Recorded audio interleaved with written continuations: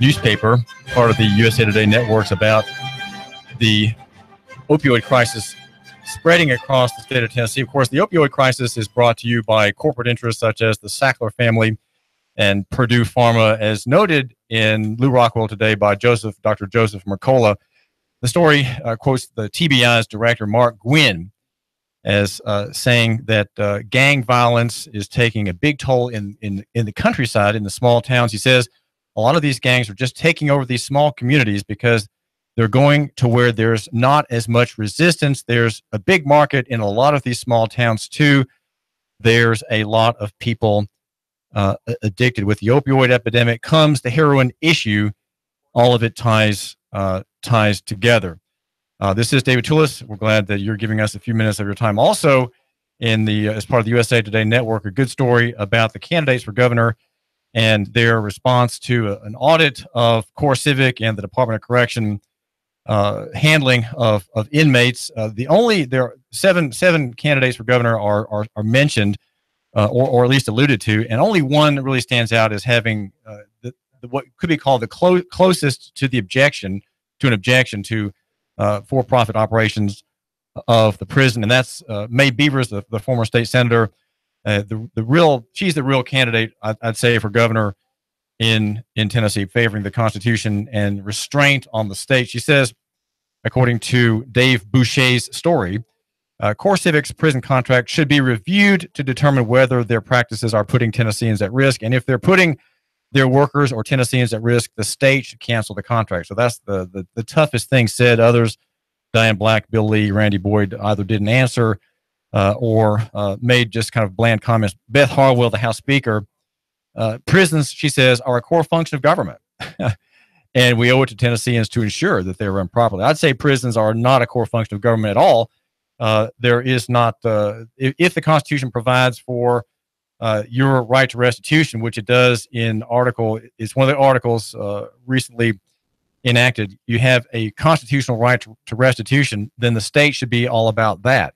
It should not be about prisons at all, where the slaves held, and there are tens of thousands of them in Tennessee, the slaves held in state custody cannot make restitution. They cannot do what is right. Today, we have Sheriff Jim Hammond working again on bringing an end to an important area of injustice in the county, typified here is one across the state, and that is the cash bail crisis. I was told a couple days ago by Matt Lee, the spokesman, that we have in the jail downtown the dump on Walnut Street, the military building. It clearly looks like an alien spaceship has landed in a civilized city. There, the building without windows next to the new Justice Center. In there are 482 inmates, as 66% of them have not been convicted of a crime. That's 318 souls. And over at Silverdale, 901 is the census number he gave me.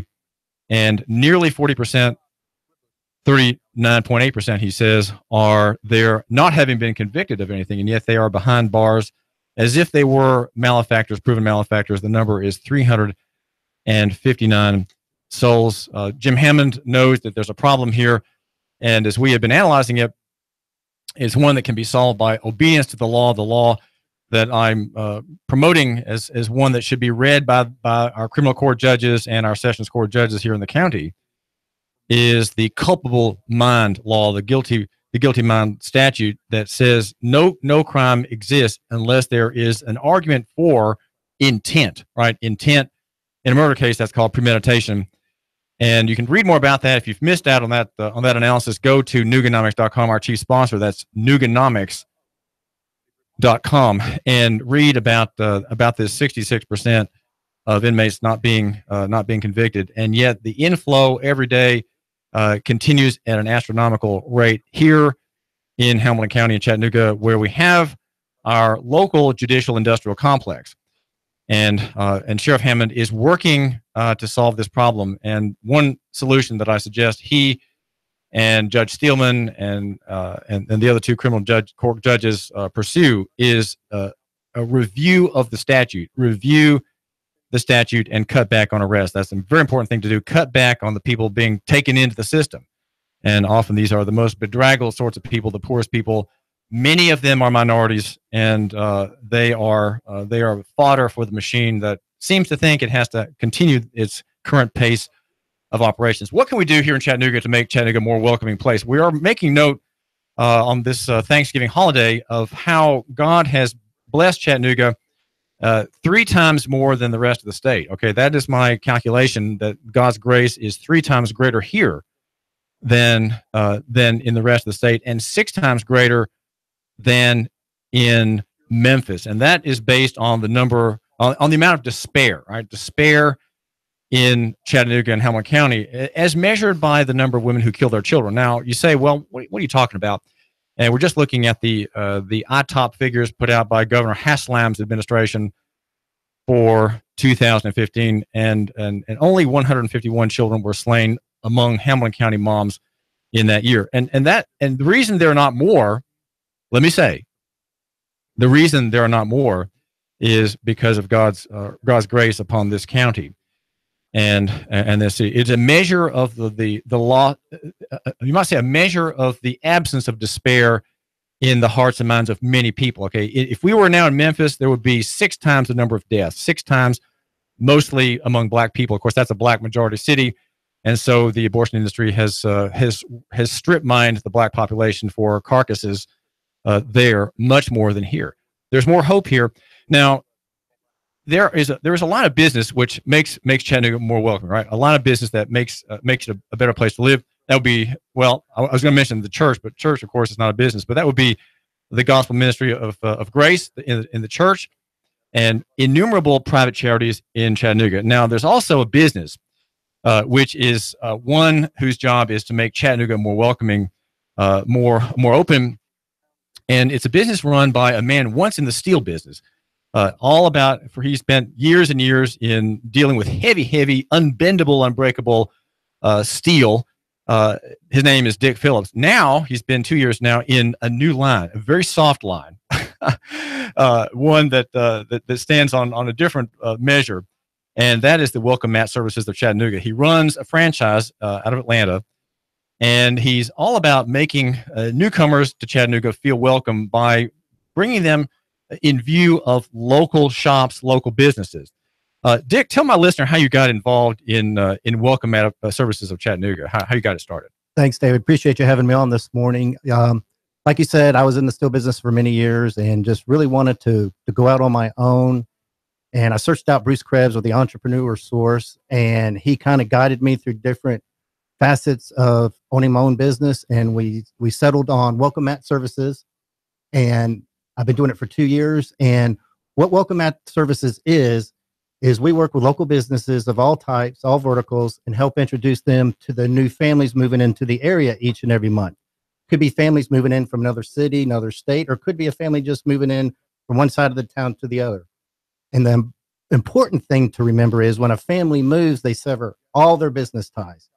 So now they're going to have to find a new barber, new place to take their car to get worked on, new restaurants, new car wash, places like that. And that's where Welcome Mat Services comes in. We help these new families find these businesses before the competition even knows they're there. And what I do is I go on each day, I go out and I just cold call different businesses, try to get to the decision maker, set up appointments, and then I just go over the program. It takes about 30 minutes to discuss the program. It's a real turnkey program. It's very simple. What we do, when a new family moves, our package will hit them about 4 to 6 weeks after they move in. And one thing about going to the mailbox, I don't know about you, David, but I've been in my house about 18 years. So when I go to the mailbox, you live in Lakeside. I live in Lakeside, love the area. When I go to the mailbox, I'm just looking for the bills and maybe an occasional magazine. That's it. But when a new family moves into a neighborhood, a new community, they're kind of excited about what's going on in their area. So they open the mailbox and see our envelope looks like this. Welcome to the welcome gifts from your neighbors. And this package has a 94% open rate. So that's good to hear. These business owners know that they're going to get, this thing is going to get looked through. There'll be a self-addressed envelope. Mr. Joe Smith, whoever it is, welcome to the neighborhood. And then you start seeing the gifts from the local businesses. And that's one thing I want to say. We refer to these as gifts. We don't use the C word, coupons. coupons tend to build a discount mentality. So when a customer gets a coupon, uses it, all they're going to do is wait for that next coupon to come around. And that's not the kind of customer these local businesses want. They want loyalty, and that's what our program does. When a customer redeems this gift certificate, they're 5 times more likely to become a loyal customer. And that's what you want. They come in, you give them a great service, and then they come back. And then you have a customer for life. And that's what our program's all about. It's really turnkey. Just a few things. When you say turnkey, what do you mean? For whom is it turnkey? The business owner has nothing to do. We do all the work. We send out the packages, and all the business owner has to do, and they'll know when a new family comes into town. If they have this, and this is Beavis Italian Restaurant, right down the street. My first client I signed, and they're doing great in our program. When they see this customer come in with this, they know they're new to the area, and so they can give them a little extra attention. That's their part of it. That's all they have to do. Give them a good dinner, good service, and then they'll come back. That's all they have to do. And you might notice this is a nice, colorful gift certificate. It has the map, directions where it's going. They're given a complimentary entree, a free dinner, free lunch. That's a great offer. And offer is the big thing about our program. I have some car wash, Auto Shine Car Wash down the street that gives away their manager special, which is a $17 deal. You can't beat that. One of the big things about these gift certificates is it has this QR code in the lower right-hand corner. When the customer comes in, gets their free meal at Beavis, Beavis will take it up and they'll scan it. They have a scanner on their phone. And there's all the family's information is in there, their address, age, the average age, their income level. And at the end of each month, I get a report that looks like this, as does the owner. And it tells where this family came from, tells the zip codes that your customers are coming from. It's really detailed. It tells you each month how many redemptions you're given. This is the big seller for these business owners. Unlike a lot of other advertising mediums, you're not sure who's coming in because of what advertising you're doing. With this, you know this customer is a welcome mat customer, and they're coming in because of the gift that you're giving them. Now, why is paper better than digital? There's something that comes in the mail. Does a paper document, let's say like a paper newsletter versus the digital newsletter, does a paper come on get attention better than an email, let's say? You know, that's a great question. Or a text message. That's a great question. And a lot of times these families they'll just put this thing on their refrigerator. There's a 3-month expiration date on it. So that gives them time to, to get acclimated to the new area. And then, they see, okay, I've got 3 more weeks to use this. And then they'll come in and use it. Redemption rate for restaurants on average is probably around 8 to 12%, which is a good redemption rate. But the thing to keep in mind on that is, say you're mailing out to 300 new families a month, which it would be, for instance, the Saudi Daisy, Hickson combined. That's about 300 new families every single month, moving into those 2 zip codes. If you're getting about 10% redemption, that's about 30 families coming in. If 10 of those become a loyal customer, coming 2 times a month, which is the average, you can do the math. That's a really good ROI on your cost for the program. Return on investment. Exactly, which is really affordable. Now, here you are. You're a businessman, Dick Phillips. You're married. You and your wife, Alicia, have 2 children. There's a son, age 13, and a young woman. Now she's not a girl anymore. 19 years old. You're 51 years old. Live in Lakeside, formerly in the steel business. You put $45,000, according to the story about you in the Times Free Press, into your investment. Talk a bit about making that decision. Why did you do that? You gave up a steady check for something that you had not done before. Of course, it is a local franchise. There are many other franchises of the same kind from Welcome Mat. Talk a little bit about investing in yourself versus keeping the money in the mutual funds where you had it before. And that's a great question. It's something I've always wanted to do for many years, is to kind of be my own boss. I've always admired anyone who had their own business, whether it was the lemonade stand on the street corner. I always admired those who had the courage and the persistence to pursue their dreams. And I was about to turn 50 before I did this, and there's never a good time to start a new business or to start anything. So if you don't, I finally decided if I didn't do it now, I was never going to do it. And so I took that leap of faith and supported my family and friends. And it's a daily struggle. Well, let me ask you about your capital. Did you? I know you can with Bruce Krebs at Entrepreneur Source. He can help you get a very favorable term loan. Did you have a loan that went into this, or did you invest family savings? Yeah, it was a loan. Yeah, Bruce helped me work. He has several banks that he works with, and Bruce was wonderful throughout this whole process. He is just a great. Well, let me pry a little bit now, Dave Phillips. Where are your saving? What kind of investments do you have your savings if they're not going into your business and you borrowed for it? Why did you borrow and not put the children's estate into your affair? Yeah, and that's a great question. I just didn't have the means to do that, so I really was relying on a third party source to make this happen. And like I said, Bruce was so instrumental in helping me get this thing off the ground and working. But yeah, without a third party source, this thing would have never happened. What does Welcome At say about the Hickson area? Oh, well, as in the recent News Free Times on Sunday was voted in the top 25 neighborhoods throughout the country. Hickson is up and coming, and it has been for the last several years. We were also ranked in the top 25 last year. There's small businesses popping up each and every month. Local owners like myself who just want to help the community. And Welcome At is proud. I'm proud to be a part of the Hickson area. As well as all of Chattanooga. I mean, Chattanooga has got so much going for it, but Hickson is really and truly a community where people love to shop local. And all this is great because tomorrow is Small Business Saturday, so the timing is great for all this. Right, and I do want to mention the Small Business Saturday. It's a very familiar American Express program, touting, promoting, hailing, and cheering and wanting you to cheer locally owned businesses.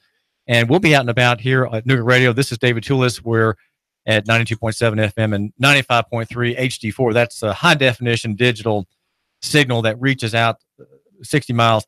And we'll be bringing to you names and faces and stories from Shooter Supply, for example, here in Hickson, and Riley's Wine and Spirits. Also will be and Lois Grocery, the meat market that people from Mexico, Guatemala, and Point South go to. But you, my listener, should try. You should try, rather than going to the international foods aisle of your major chain store, go to an actual genuine authentic Mexican grocery. And Loa's is the name to have in mind. That's Loa's Grocery. And we'll be there. Also Mountain Oaks Wedding Chapel, Rick Davis, Gold and Diamonds, cash, of course, as you know, and with great fulfillment thinking about that. Covington Credit as well. And Mountain Oaks Wedding. I mentioned that. Knife Shop also in Ottawa, where knives of every kind are there for your review and no doubt for your gift and purchase ideas. The Knife Shop in Ottawa. Make sure you go by there today if you are out and about. We'll be also at Harry's Wine and Spirits and also East Brainerd Wine and Spirits. And my name is David Tulis. And well, Dick, just about quickly, you're a salesman. You were in the steel business before. Now you're in sales. What is the main point about selling that my listener needs to consider? Because if you can sell and practice selling, you are improving yourself and you're improving the way you think about a relationship from the other person's perspective. What's the selling idea that really is helpful to you? Well, I guess for me, when I have a meeting, I always stress that my success depends totally upon the business success. So I'm going to do everything in my power with my program to bring these new families into their business and help them be successful. Like I said, I love working with the community business owners like myself. I love seeing them successful. I love the relationships that I've built, and I'll do social media posts to help get the word out and help these businesses thrive, because we need these local businesses to be successful and to be able to raise their families like I'm doing. We're talking with Dick Phillips from Welcome Mat Services of Chattanooga. His domain goes up to Cleveland and down to Dalton. To Dalton. And what's your number, Dick, in case my listener needs to give you a quick call? Area code 423-618-6309. 423-618-6309. Trying to help local business prosper. That's Dick Phillips at Welcome Mat Services of Chattanooga. It's a franchise, and he's invested in himself. He's invested in this business. and he's here to help small shops just like yours. So you, my listener, think about how to get the word out. And don't forget that we're here with the same loco-centric and Nooga-centric perspective. And that's what I do here on the program every day at 9 o'clock. Tell a friend about me. You know, I'm impressed by big numbers. If you tell one friend about my program, that will double my listenership. So think about that. Help David Tulis increase his listenership 100% by passing word on about our tremendous show. Every day, a show that's 5 years old here in the Chattanooga area and has, you know, there are other people who listen to it, not just you. So if you want to reach them, contact me. Dick Phillips, thanks for joining us. Thank you, David. Appreciate you having me on. Dick Phillips runs Welcome Mat Services at Chattanooga, and maybe he can help you. And be sure that I can. David Tulis. The Tennessee Valley's news talk leader, Nooga Radio, Digital FM 95.